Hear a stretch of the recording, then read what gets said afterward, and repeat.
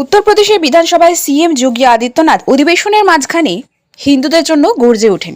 তিনি বলেন, আমি এটা জিজ্ঞেস করতে চাই, হিন্দুদের মিছিল মসজিদের সামনে থেকে এবং মুসলিম অধ্যুষিত এলাকা থেকে গেলে কেন উত্তেজনা তৈরি হয়?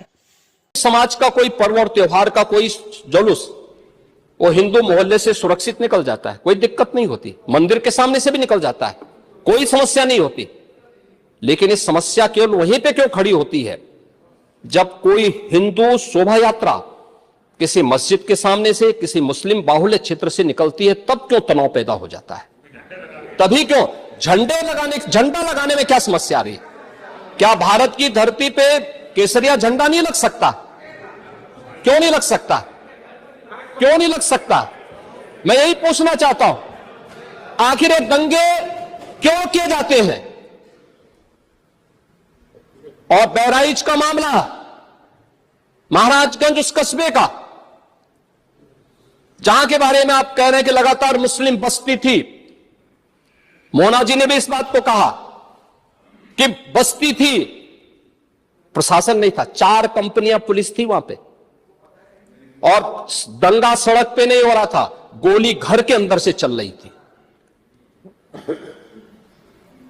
इस निर्दोष राम गोपाल मिश्रा की हत्या हुई और घर के अंदर से गोली चला करके उसकी निर्मम हत्या की गई। हमें इस सच्चाई को स्वीकार करना चाहिए। ये दंगा सड़क पे आमने सामने नहीं था।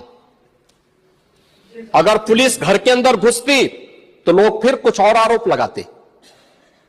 पुलिस ने बचाव करने का अपना प्रयास किया, 4 कंपनियां वहां पे थी, और आप कह रहे हैं कि माननीय मोना जी ने भी कहा कि भारतीय जनता पार्टी के विधायक ने आरोप लगाए। भारतीय जनता पार्टी के विधायक ने इस हल्दी की घटना को लेकर के नहीं, इस महाराजगंज कस्बे की घटना को लेकर के नहीं, ये उस समय बहराइच कस्बे में थे, और बहराइच कस्बे में इनकी गाड़ी पर हमला हुआ, जो वहां से 30-35 किलोमीटर दूर है। वहां पे एक पथराव हुआ था।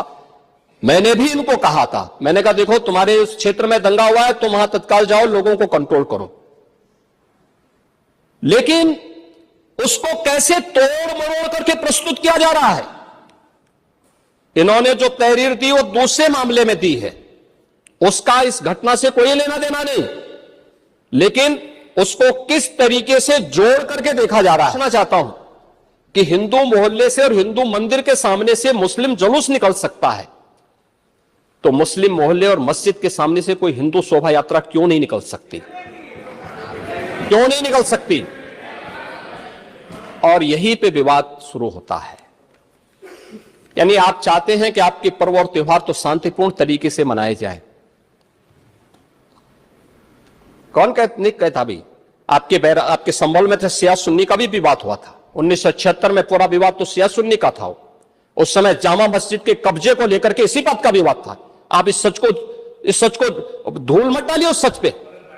और लखनऊ का शिया सुन्नी विवाद ये भारतीय जनता पार्टी की सरकार के समय ही समाप्त हुआ है। आप लोग तो लड़ाते थे, यहां पे शिया और सुन्नी को भी लड़ाते थे,